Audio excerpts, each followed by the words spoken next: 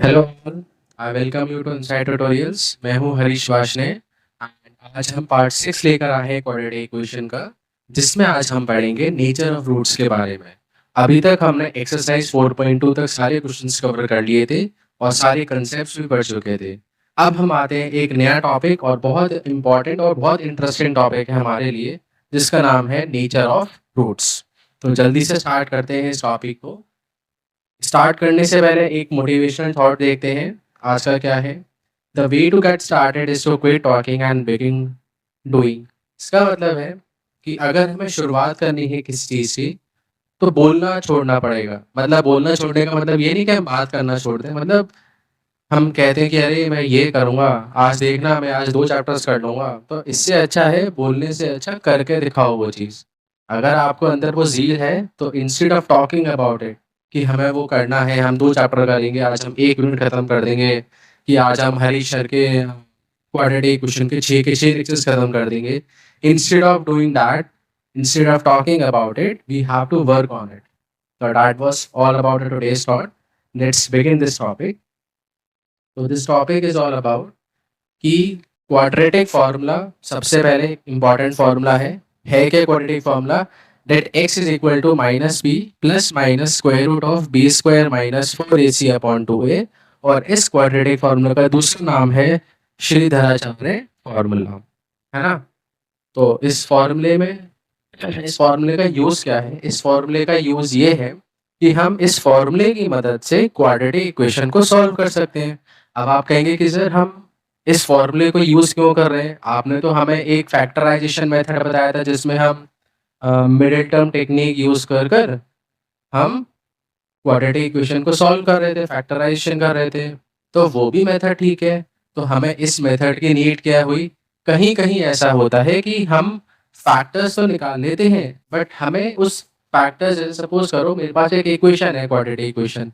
मुझे उस इक्वेशन के रूट्स का नेचर जानना है और बिना रूट्स निकाले, तो इस चीज़ के लिए हम अपने क्वाड्रेटिक फार्मूला का यूज़ कर सकते हैं।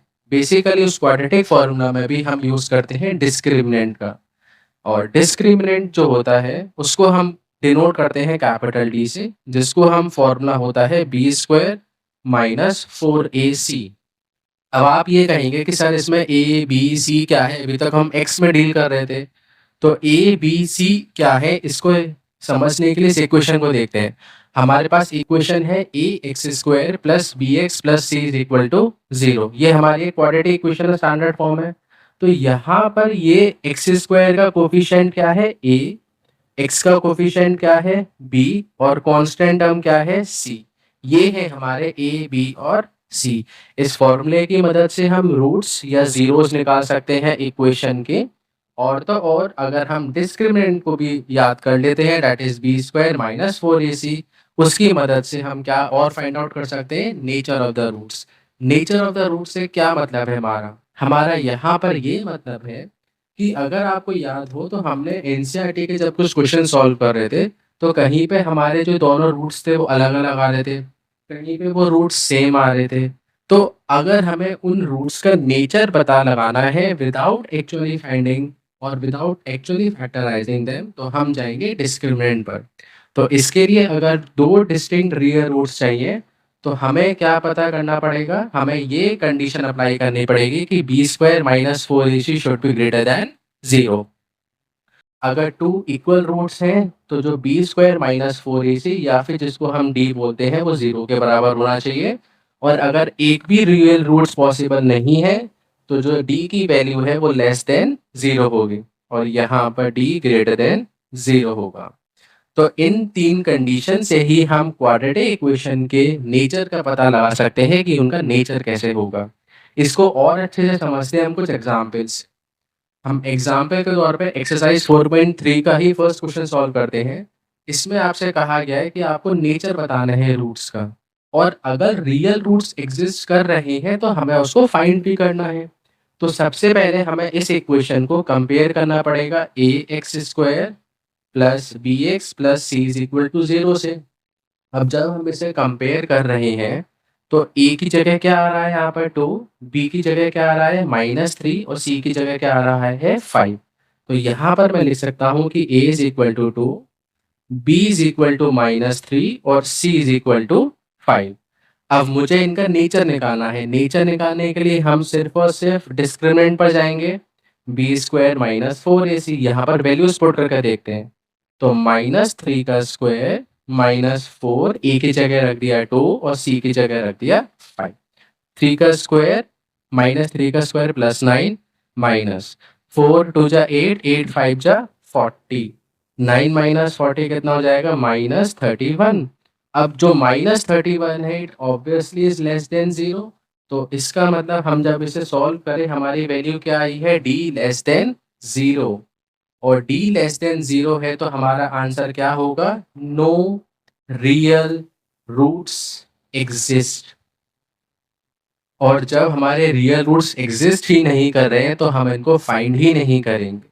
तो that was all about the first part of the exercise 4.3 first question. Next question देखते हैं।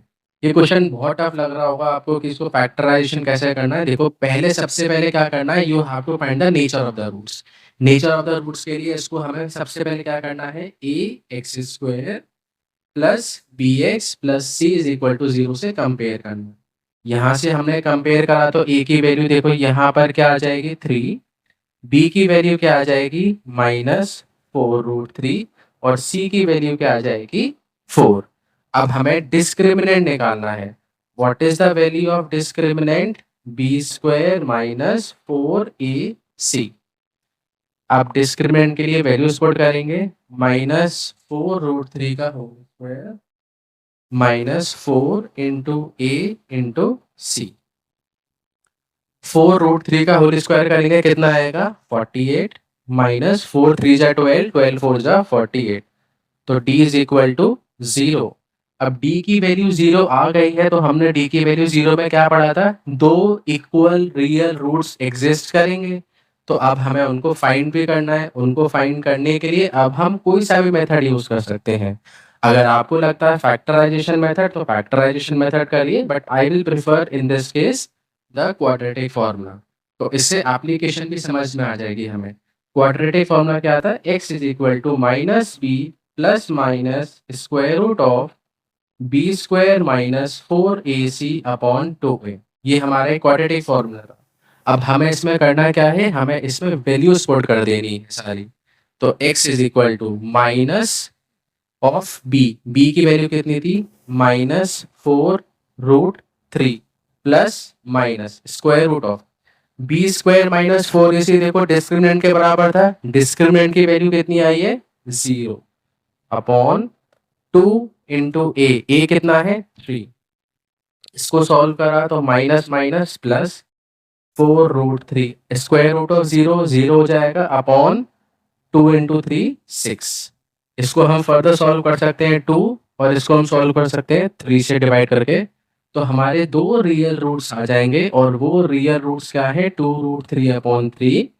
या फिर इसे रेशनलाइज भी कर सकते हो आप। रेशनलाइज करने के लिए √3 से मल्टीप्लाई, √3 से डिवाइड, तो बन जाएगा 2 इंटू 3 अपॉन 3 इंटू √3। 3 से 3 कैंसिल हुआ तो हमारे दो रियल रूट्स आ जाएंगे which are 2 upon √3 and 2 upon √3।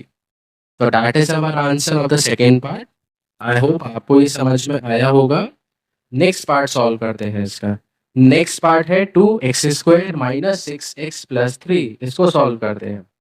सबसे पहले हम डायरेक्टली लिख सकते हैं a की वैल्यू 2, b की वैल्यू -6 और c की वैल्यू 3। अब डिस्क्रिमिनेंट निकालना है। सबसे पहले डिस्क्रिमिनेंट क्या होता है, b² माइनस 4ac। तो discriminant is equal to b की जगह -6 minus 4 into a into c। -6 का स्क्वायर 36, 4 2 जा 8, 8 3 जा 24। तो d इज इक्वल टू 12। तो ऑब्वियसली 12 इज ग्रेटर देन 0 और जब भी d ग्रेटर देन 0 होता है तो इसका मतलब हम कह सकते हैं 2 distinct real roots are possible. अब वो डिस्टिंक्ट रियल रूट्स निकालने के लिए हम यूज कर सकते हैं क्वाड्रेटिक फार्मूला को। क्वाड्रेटिक फार्मूला अगेन सबसे पहले रिवाइज कर लेते हैं, क्या था -b plus minus square root of b square minus 4ac upon 2a। इसमें हम वैल्यूज पुट करते हैं माइनस ऑफ बी की जगह हमें क्या लगा देना है -6 plus minus square root of b square minus 4ac की जगह डायरेक्टली डी लगा दो। डी कितना है 12, यहाँ पर डायरेक्टली मैंने 12 लिख दिया अपॉन 2 इंटू ए की वैल्यू कितनी थी हमारे पास 2।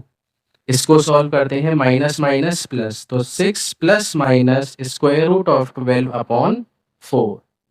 स्क्वायर रूट ऑफ 12 को हम लिख सकते हैं फर्दर, क्या लिख सकते हैं इसको हम लिख सकते हैं 2√3।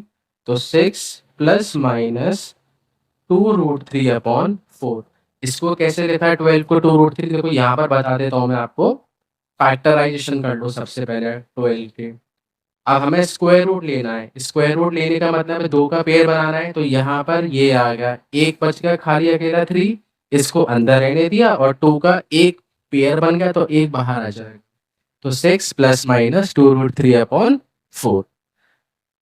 तो x इज इक्वल टू, यहाँ से 2 कॉमन लिया, क्या बच गया 3 प्लस माइनस √3 अपॉन 4। कैंसिल कर दिया इसको 2 से, तो 3 प्लस माइनस √3 अपॉन 2। अब हमें ये समझना जरूरी है कि हमारे दो डिस्टिंक्ट रियल रूट्स कौन कौन से आए हैं। तो हमारे जो रियल रूट्स आए हैं, पहला इस प्लस के साथ ओपन होगा, तो 3 प्लस √3 अपॉन 2। दूसरा होगा नेगेटिव साइन के साथ ओपन। इसका ये रेलिवेंस है प्लस माइनस का, एक बार आप प्लस के साइन के साथ ओपन करेंगे, एक बार माइनस के साइन के साथ। तो दो अलग अलग रियल रूट्स कौन कौन से आए हैं, 3 plus √3 upon 2 and 3 minus √3 upon 2। Next question पर स्विच करते हैं। नेक्स्ट क्वेश्चन है हमारे पास, find the values of k for which each of the following quadratic equation have equal roots. बेटा ये सीबीएसई का फेवरेट क्वेश्चन है 2 मार्क्स का, और बहुत आसान क्वेश्चन है बिलीव मी। देखो जब आपको वर्ड बोल दिया यहाँ पे 2 रियल रूट्स, तो सबसे पहले दिमाग में स्ट्राइक कर जाना चाहिए डी 0 होगा। अब डी 0 का मतलब है बी स्क्वायर माइनस 4ac 0 के बराबर होगा। बस वैल्यू पुट कर दे रही है यहाँ पर। वैल्यू पुट कैसे करेंगे हम, बी की जगह आप देखो पहले लिख लेते हैं, ए की जगह क्या आ रहा है 2, बी की जगह इस इक्वेशन में क्या आ रहा है के, और सी की जगह क्या आ रहा है 3। इन सारी वैल्यूज को यहाँ पर पुट कर देना है। तो k square minus 4 into a into c is equal to 0। तो के स्क्वायर माइनस 4 टू जा 8, 8 3 जा 24 इज इक्वल टू 0। और this implies that k is equal to √24। इसको आप सिंप्लीफाई 24 को फैक्टराइजेशन भी कर सकते हो, है ना। फैक्टराइजेशन करके आप इसकी वैल्यू को सिंप्लीफाई कर सकते हो। 24 के फैक्टर्स कर लेते हैं यहाँ पर, जिससे आपको समझ में आ जाए। देखो 2, 12, 2, 6 और 6 तो हमारा, चलो फैक्टराइजेशन कर ले लेते हैं इसका। अब 24 को हम लिख सकते हैं, I can say that k is equal to 2√6। तो this is our answer. Next part solve करते हैं, kx माइनस 2। नेक्स्ट पेज पे करते हैं kx x minus 2 plus 6 is equal to 0, plus 6 is equal to 0। इसको यहाँ पर हम अगर इस फॉर्म में लिख रहे हैं, तो इस फॉर्म में मुझे ए की वैल्यू बी की वैल्यू नहीं पता पड़ रही है। तो इसके लिए मैं इस इक्वेशन को मैं सिंप्लीफाई करूंगा। सिंप्लीफाई हम कैसे करेंगे, मल्टीप्लाई करना है सिंपल ब्रैकेट को। के एक्स इंटू एक्स कितना आ जाएगा, k x square. K x into -2 कितना आ जाएगा, -2 k x plus 6 is equal to 0। अब देखो यहाँ से हमें साफ साफ दिख रही है वैल्यू, ए की वैल्यू क्या है यहाँ पर, चलो इसी के नीचे लिख लेते हैं। ए की वैल्यू क्या दिख रही है के, बी की वैल्यू -2 के, और सी की वैल्यू 6। अब हमें क्या करना है, discriminant B square minus 4ac किसके बराबर करना है, 0 के बराबर करना है। क्यों, क्योंकि हमसे कहा गया है कि दे हैव इक्वल रूट्स, और इक्वल रूट्स के लिए डिस्क्रिमिनेंट क्या होता है, 0 के बराबर। यहाँ पर वैल्यूज पुट करते हैं। b कितना है, -2k का whole square minus 4 into a into c is equal to 0। This implies that 2k का स्क्वायर क्या हो जाएगा, 4k square minus 4 6 24 k is equal to 0। अब इसको कैसे ओपन करेंगे? यहाँ से कॉमन लेते हैं। यहाँ से कॉमन क्या आ रहा है? 4k कॉमन आ रहा है, तो 4k कॉमन ले लिया। क्या बचा अंदर? k minus 6 is equal to 0। अब मेरे पास इस इक्वेशन बन गई। अब याद करो, हम पिछली एक्सरसाइजेस में ही ऐसे क्वेश्चन करके आए हैं कि जब हमारे किसी भी दो फैक्टर्स का प्रोडक्ट 0 होता है तो उनमें से कोई सा एक फैक्टर 0 के बराबर होगा। तो आई कैन से दैट कि either 4k is equal to 0 और k minus 6 is equal to 0। और अगर 4k 0 होगा तो k की वैल्यू क्या आ जाएगी? 0। और अगर k माइनस 6 0 होगा तो k की वैल्यू क्या आ जाएगी? 6। तो आई होप आपको ये सेशन इंटरेस्टिंग लगा होगा। इसमें अगर आपको कंसेप्ट में कोई भी डाउट होता है तो you can ask me in the comment section. And इसके बाद हम कुछ वर्ड प्रॉब्लम सॉल्व करेंगे। इसी के नेक्स्ट एक लेक्चर और रहेगा, इसके बाद हमारा क्वाड्रेटिक क्वेश्चन चैप्टर फिनिश हो जाएगा। तो thank you all, have a nice day.